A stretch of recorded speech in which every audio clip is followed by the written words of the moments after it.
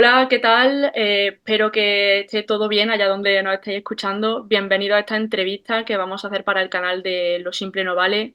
Soy Rocío García Calabrés, escribo para Madridista Real y luego tengo también mi newsletter de fútbol femenino, Once Inicial, que podréis suscribiros gratis para recibirla si entráis en mi perfil de Twitter y pincháis en el link que tengo en la bio. Y nada, pues hoy tenemos la suerte de contar con Marta Griñán para esta entrevista en el canal. Marta, eres periodista en el diario AS, das cobertura a las competiciones de fútbol femenino.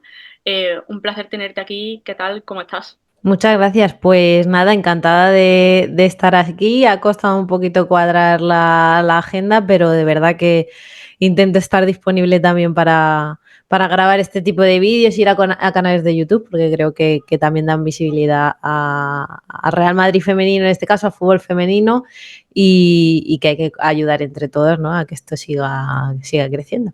Sí, eso como dice el dicho, más vale tarde que nunca, ¿no? O sea que, así que pues, muchas gracias. Y nada, te lo he comentado a ti previamente, pero también para que la gente que no escucha sepa un poco la estructura que vamos a seguir. Obviamente eres uno de los referentes, ¿no? En cuanto a información de fútbol femenino en España. Entonces, pues obviamente es obligatorio que hablemos un poco de ti como profesional y bueno, la gente que no escuchará hoy o mañana va a saber que se acaba de confirmar un bombazo informativo, que es que Alba Redondo ficha por el Real Madrid, una noticia que además das tú. Y obviamente pues también hay que aprovechar la coyuntura, hay que hablar de eso y también pues hablaremos un poquito de la situación de fútbol femenino en España. Genial. Bueno, pues arrancamos. O sea, lo primero que te quería preguntar es porque tienes, bueno, eres de Murcia, pero vas a Vallecas, si no me equivoco, para estudiar periodismo, la licenciatura de periodismo.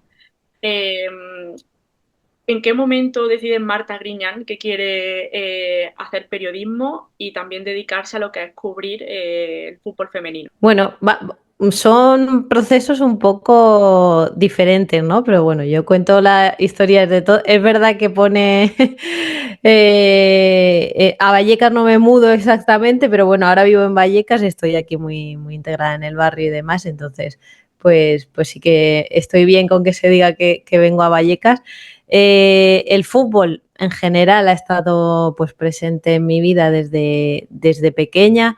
Siempre cuento un poco bueno, soy la pequeña de dos hermanas y mi padre siempre tenía la ilusión de que hubiera sido la segunda un niño, pero como no lo fue, pues me transmitió esa pasión por el fútbol que tenía él y bueno, y crecí jugando al fútbol. De hecho, mi padre incluso también fue entrenador del equipo en el que jugaba con niños y solo tenía una compañera, Patricia, durante muchos años.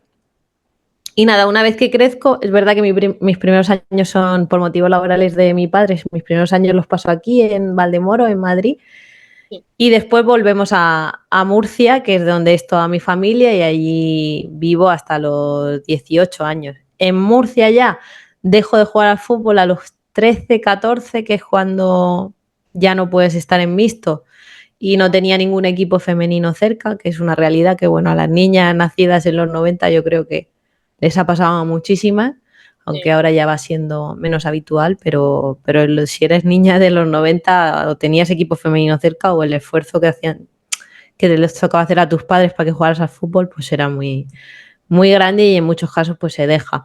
A mí me tocó, bueno, yo lo dejé de jugar, seguí en el instituto estudiando y creo que ya con 16 años o por ahí, cuando empecé en bachillerato, pues como me gustaba mucho escribir, pues empezaba a hacer como mis crónicas de partidos y demás para mí misma, o se las leía a mi madre.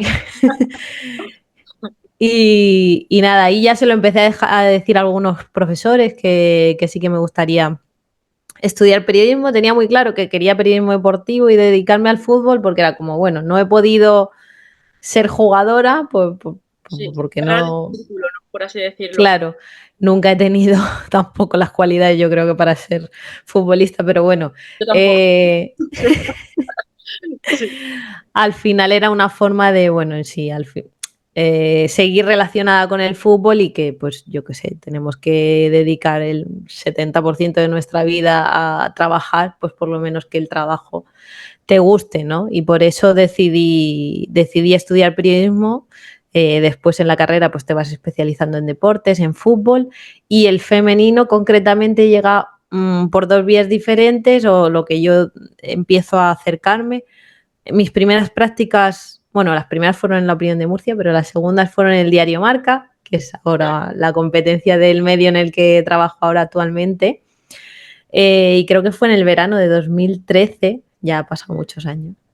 Había un europeo sub-17 o sub-19. Quería haberlo consultado hace poco porque se lo conté hace poco a alguien y no recordaba, pero bueno, lo estaba jugando la selección española y me acuerdo que ahí me llamó mucho la atención Alexia, y desde entonces tuve un primer acercamiento al fútbol femenino.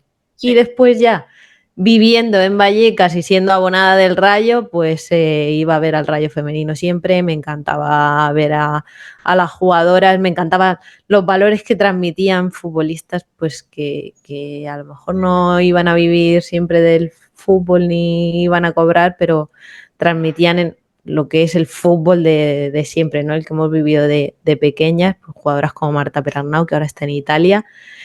Y ahí que seguía mientras tanto con mi carrera periodística o intentando eh, crecer por ahí, había hecho ya también un máster de periodismo multimedia, había estado en Diario As, en la agencia F, pues con mi colaboración, que tenía una colaboración en el Diario As como autónoma, empecé a hacer cobertura del Rayo femenino, entrevistas, algunas crónicas desde la Ciudad Deportiva, porque cuando empecé a hacerlas había partidos pues que no se veían.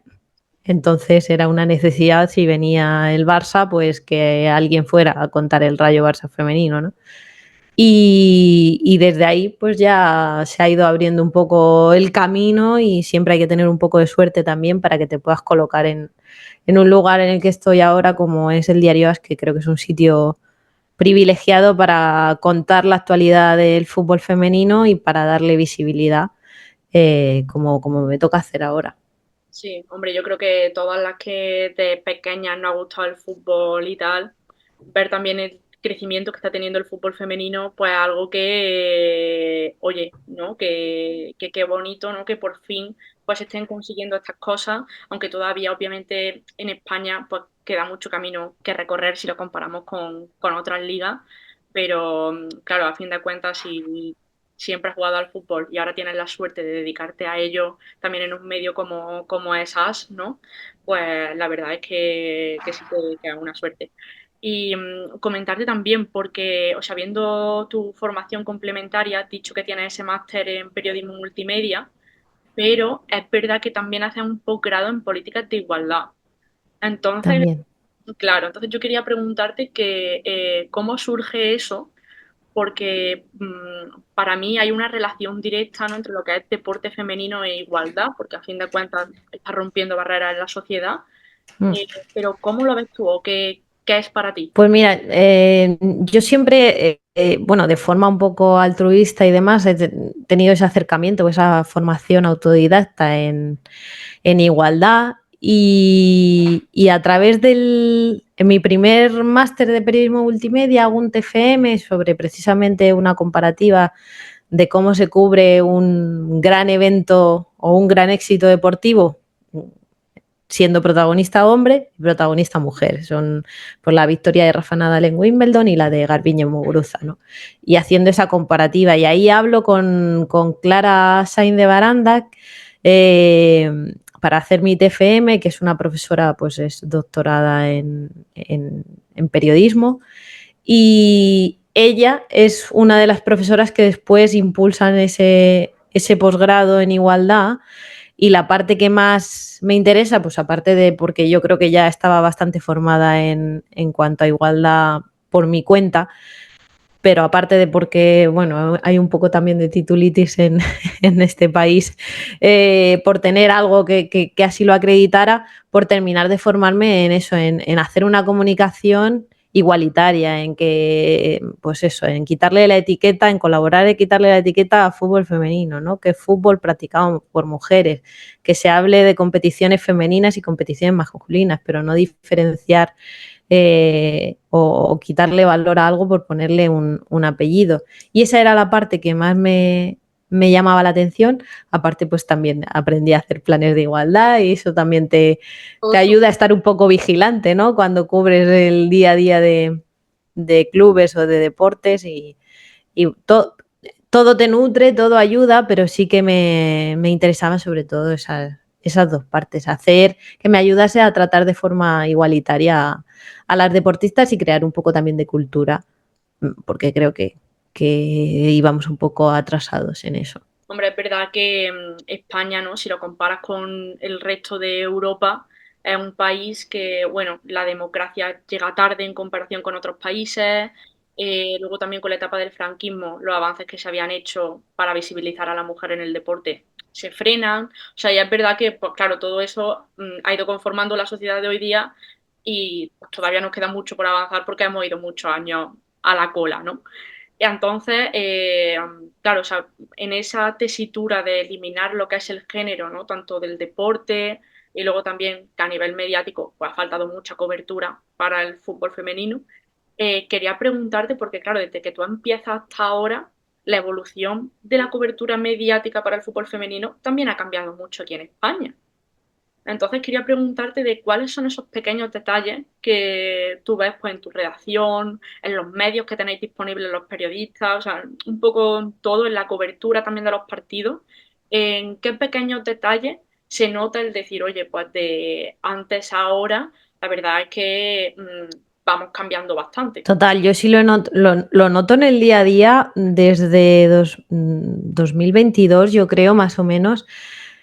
Nosotros en AS pues conservamos la edición en papel para los amantes de lo antiguo y en la propia edición impresa hemos avanzado porque antes en el día a día del periódico no había una cobertura amplia de las competiciones femeninas de fútbol, ¿no? Sí. Ahí se tenía que hacer hueco que a lo mejor era de 2 columnas o de media página o de una noticia porque había pasado algo concreto y te daban un espacio pues reducido, ¿no? Pero a costa de pelearlo y demás y de que también pues la propia necesidad, ¿no? De que esto cada vez ha crecido más y cada vez se requiere más información y el lector pues demanda, ¿no? Saber qué hace el Real Madrid femenino o el Atlético femenino o el Barça femenino.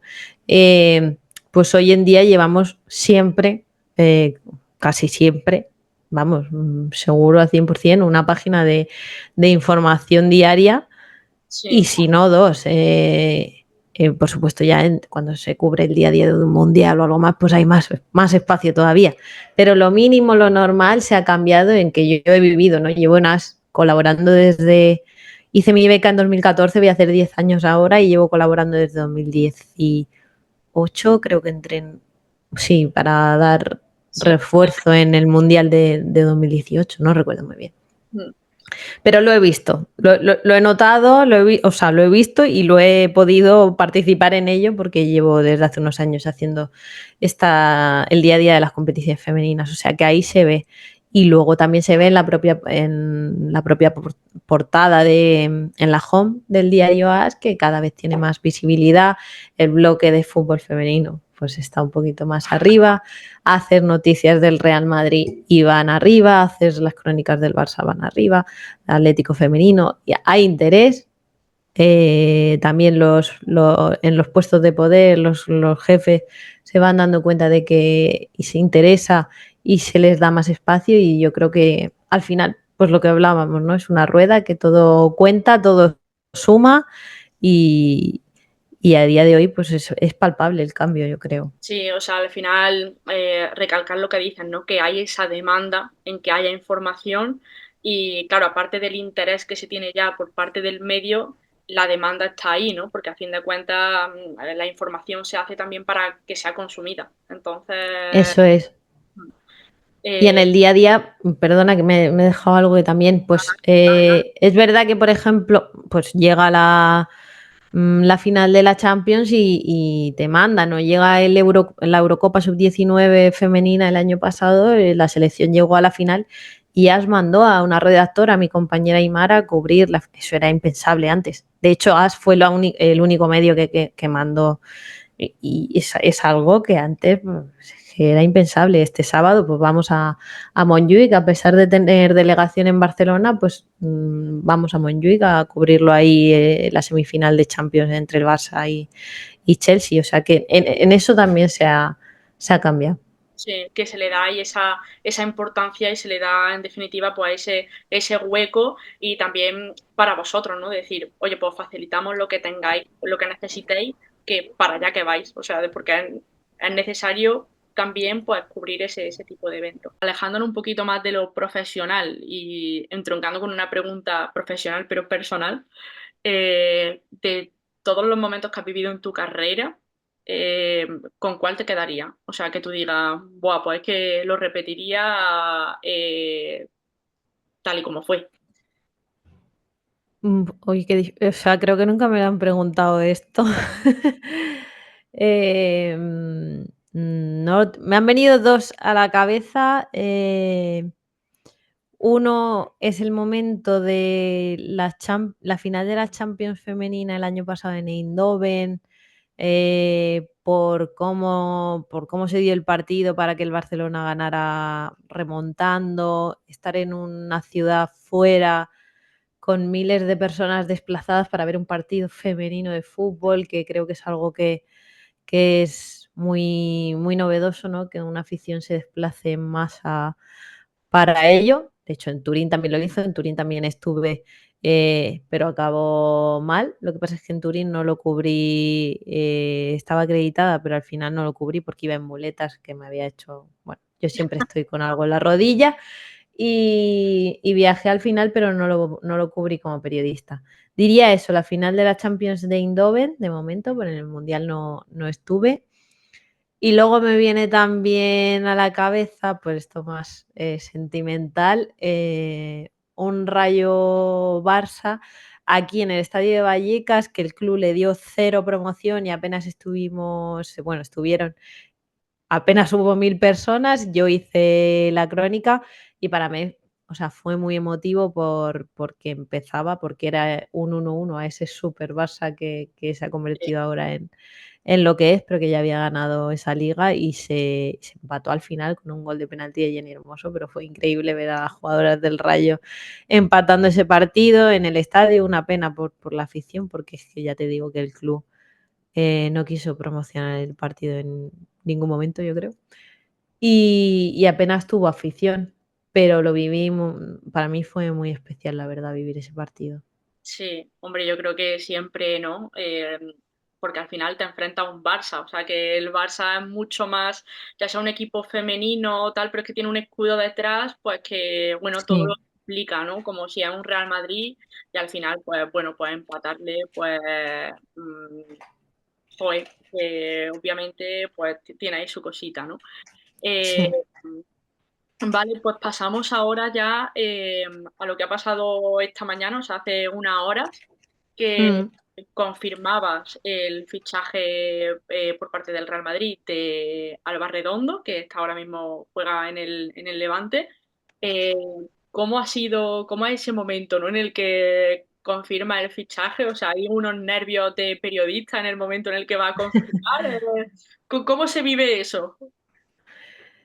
sí, o sea, suele haber un poco de nervios, tensión lo llamaría. La verdad que, bueno, pues yo creo que todas, o todos los periodistas que hemos estado pendientes de Alba Redondo andábamos un poco detrás de dar de esta información, ¿no? De a ver por qué equipo se decidía, porque ha tenido muchísimas ofertas, lo llevamos contando desde enero. Yo recuerdo que no sé si fue el Día de Reyes, el 6 de enero o el 7 de enero, ya hice una pieza sobre que todo el mundo preguntaba por Alba Redondo. Luego dimos la continuidad de que tenía ofertas en firme, ¿no? De Real Madrid, de Barcelona y del Atlético, aparte de un equipo mexicano muy, muy conocido.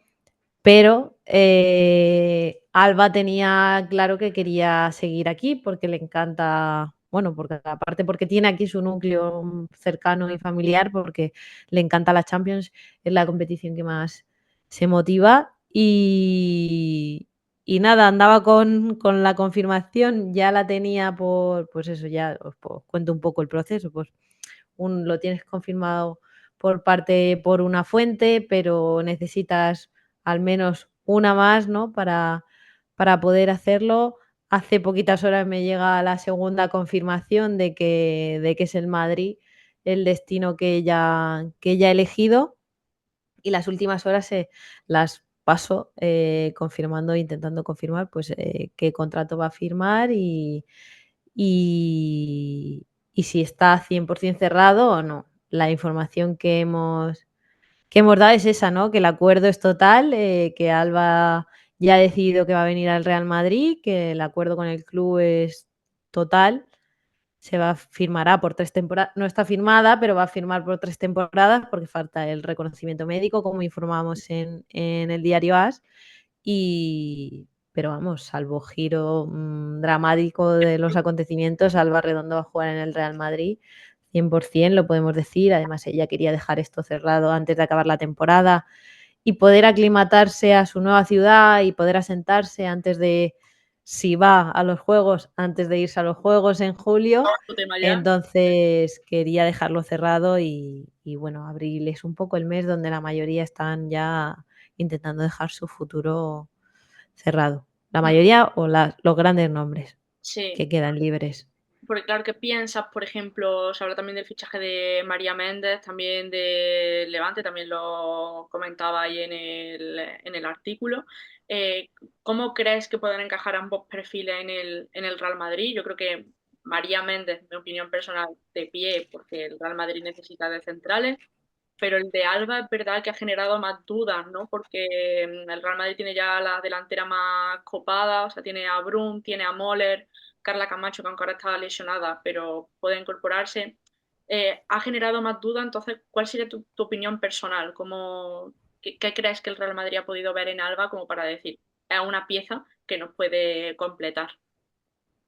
A ver, a Alba la tenía en el radar desde hace tiempo, ¿no? Realmente llevábamos informando sobre ello tiempo, pero claro, al tener un contrato de largo con el Levante, pues no ha podido salir antes. Todavía no estamos acostumbrados a los traspasos en el fútbol femenino. Eh, para mí es una gran delantera. Creo que esta temporada ha demostrado que el Real Madrid necesita una plantilla amplia. No la ha tenido, se empezaba con las fuerzas, con 22 jugadoras del primer equipo y las lesiones han hecho ver que se queda corta. Para Alba Redondo, por lo que yo sé, el Real Madrid la incorpora para jugar de 9, es donde más convence, donde más gusta y con el que entraría en competencia con Brun principalmente. En los últimos partidos Feller está muy bien y está jugando de 9 y muy bien, pero donde viene a encajar es ahí. Yo creo que es un gran fichaje, que tiene algo que no tiene el resto, que quizá tiene que ver más con esa picardía, oportunismo, ese saber estar siempre donde hay que estar. Maneja muy bien las ambas piernas para definir, aparte de la cabeza. Y es cierto que también en el Levante la hemos visto jugar o en la selección española, escorada a la izquierda, pero en el Madrid la ven de 9. O sea, y yo creo que es ahí donde puede rendir muy, muy bien. Y creo que de verdad hace competencia, o sea, el Real Madrid necesita 2 9 top como goleadoras y creo que Brun y Alba Redondo pueden alcanzar su prime, su mejor nivel en el Real Madrid jugando ahí. Y de María Méndez lo que tú has dicho, con 3 centrales lo ha pasado fatal el Real Madrid esta temporada por lesiones. Desde luego se necesitan 4. María Méndez llegará, tienes a 3 pendientes de renovación, otro nombre como Lagrar que es probable que llegue y creo que encararán la temporada que viene con 4 sin duda. Sí, o sea, yo creo que este año también, bueno, las lesiones y tal, pues lo ha puesto un poco entre la espada y la pared, ¿no? Porque ya se veía viniendo que la planificación deportiva no era muy buena, pues ya desde este verano pasado ya venía el club necesitando esas centrales, que al final dejas ir a Claudia Florentino. Y bueno, en fin, no sé, como que se veía que ya iba una plantilla a ser corta y luego pues Mm. nadie se esperaba tener las lesiones que estaba teniendo el club, que ya es cuando ya tienes la realidad de frente de decir, necesitamos una plantilla más amplia. Y ya pasando ya al siguiente tema, también entroncándolo con este, y ya con esto ya acabamos, te quería preguntar un poco, porque claro, o sea, digo, María Méndez, Alba Redondo, son jugadoras que vienen del Levante, o sea, la sección femenina del Levante se anuncia por parte del club que va a tener recortes de cara a la siguiente temporada. Bueno, tristemente en España, ¿no? El fútbol femenino sigue todavía un poco a remolque del masculino. O sea, si esto es así, ¿no? Y se habla mucho de que hay que hacer una estructura que sea sostenible a largo plazo para que las secciones femeninas puedan ser rentables por sí mismas, que es lo que pasa, por ejemplo, con el Barça femenino, ¿no? Que está ahí ese ejemplo. Eh, entonces, claro, preguntarte, ¿cuál crees tú que sería esa primera piedra que habría que poner para que el fútbol femenino sea rentable? O sea, en términos de construir esa estructura que pueda extrapolarse, ¿no? Al resto de clubes, que haya ese plan común como liga también, pues para que el resto de los clubes pues, puedan seguirlo. ¿Cuál sería ese objetivo número uno, esa piedra número uno que colocaría Marta Griñán? Buah, o sea, si me dices como piedra número uno, yo creo que que se implementen escuelas de fútbol, ¿no? Que se construya desde la base, y que las niñas puedan tener acceso a esa escuela de fútbol desde pequeñas. Escuelas de fútbol que no hay que olvidar que se empieza y que son que los niños y las niñas pagan por jugar en los equipos. Eso lo primero. Segundo, que en los propios clubes, en sus estructuras masculinas, aunque no tengan cantera femenina, sino poder dar la oportunidad de que jueguen las niñas en los equipos mixtos para que se puedan seguir desarrollando. Una vez que se ha cuidado y se cree en la cantera, que hay mucha y que se ha hecho muy bien, hay que apostar por los equipos femeninos, de verdad. Hay que creer en ellos, hay que hacer una labor de, social, cultural, comunicativa para que el entorno crea en ellos, que esto no se hace. Me preguntaban algo, el otro día si pondría obligación de que los clubes de la liga masculina tuvieran equipo femenino, y era como no, o sea, ya eso de primeras te va a tirar para atrás a todo el mundo. Lo que hay que hacer es que se crea, ¿no? Y que se invierta, porque de verdad, está a la vista está en equipos como el Barcelona, que no solo tienen totalmente rentabilizado este año, ya prevén que haya ingresos, que sea positivo el balance.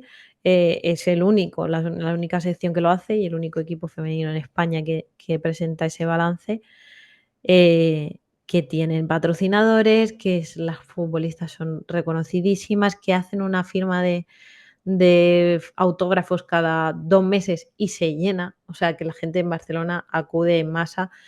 Y luego tenemos equipos o sea, lo claro y lo oscuro que te lo comentaba antes, pues como el Costa de Tenerife, que ha sabido vender en la isla todo, todo lo que es Costa de Tenerife, para poder rentabilizar el equipo, para ofrecer contratos competitivos, para que a pesar de tener ese césped artificial, las jugadoras quieran ir cuando los conocen, porque se vende y porque pues, llevan la equipación llena, porque cuando hay día de partido se hace una labor de comunicación para que la gente sepa que juegan, y que bueno, que a la vista está que Sí, falla a nivel de producto como liga, porque tenemos a las campeonas del mundo y no tenemos patrocinado. claro. Entonces, hay muchas cosas en las que trabajar, pero esas 2 primeras, acceso, ¿no? Igualdad de oportunidades en el acceso al fútbol, bueno, y en cualquier deporte, para las mujeres. Y segundo, creer en lo que se está trabajando, Sí. saber venderlo y creer en ello. O sea, yo creo que estoy de acuerdo contigo. Al final, habrá más cambios cuanto antes se cambie esa mentalidad, ¿no? A fin de cuentas, primero También, cambiar la mentalidad de que el fútbol femenino es solamente un agujero económico y dejar de ver, pues, eh, ese coste de promoción o ese empuje como coste y verlo como una inversión a futuro. O sea, yo creo que en el momento en el que se cambie ese concepto, pues entonces todo irá mucho más mejor para todo en general, porque además, si tú proyectas esa imagen, pues acabas atrayendo mucho más también por parte del espectador, por parte del aficionado, que si lo vendes como un producto deficitario. Entonces, pues, total, en fin. total. Y que Y luego hay que decir, sí, que los equipos de primera masculina también son deficitarios la mayoría, o sea, no que mucho, aquí pareces como no, porque el fútbol femenino, y el muchísimo fútbol más masculino deficitario. también, Y o claro, sea lo que pasa es que que al final, en términos de balance económico positivo, también genera mucho más ingresos. Pero claro, es verdad que el fútbol femenino aspira potencialmente a eso, pero hay que verlo. O sea, no podemos mm, quedarnos únicamente en es deficitario y ya está. Y Marta, para acabar, porque quiero que tengas tú la última palabra, quería pedirte, o sea, para toda la gente que nos escuche, algún consejo, algo que tú digas que nos puedas dejar, que tú te apliques en tu día a día, tanto a nivel personal como profesional. Eso que diga, pues esto me lo recuerdo y la verdad es que, vamos, me enfoca y me da energía pues para mi día a día, para luchar por lo que quiero. uy, pues no sé, es muy complicado, es muy complicado. Yo cuando sobre todo cuando estás, eh, pues eso, en este trabajo que tú que estudias comunicación, pues estás expuesta, también un poco, y entras como en una rueda y en una vorágine de trabajo que muchas veces no sabes parar. Y yo, lo que me tengo que recordar constantemente, y muchas veces lo hago solo como abriendo la agenda del móvil, es, con quién he hablado en las últimas horas, y darte cuenta de que las personas importantes, pues, son las que te quieren, las que te rodean, y que muchas veces las olvidas un poco por entrar en esta rueda, y Sí, que no hay que olvidarse que el trabajo te tiene que seguir dejando tiempo para tu vida, para tu familia, para tus amigas, tus amigos, y que eso es lo que me tengo que recordar muchas veces, la verdad. sí, Y se lo diría, pues, a todo el mundo, que no dejen de prestar atención a las cosas importantes. importante. Pues vamos, el consejo aprendidísimo y aplicadísimo. La verdad que vivimos ahora en un mundo de estímulos constantes y parar cuesta, pero eso, tenemos que recordárnoslo. Así que ojalá la gente pare y decida escucharnos, que la verdad que muchas gracias Marta porque he pasado un rato muy bueno. Espero que tú también y que los que nos escuchéis pues también. Y nada, ya con esto finalizamos, que tendrás mil cosas que hacer y nada, de nuevo, mil gracias y que aquí estamos pues, para lo que necesites. Nada, encantada, Rocío, me lo he pasado, ha sido una charla muy amena, me ha encantado compartir este rato contigo y nada, un saludo a todas las personas que nos hayan visto. Bueno, pues nada, pues nos vemos en la próxima.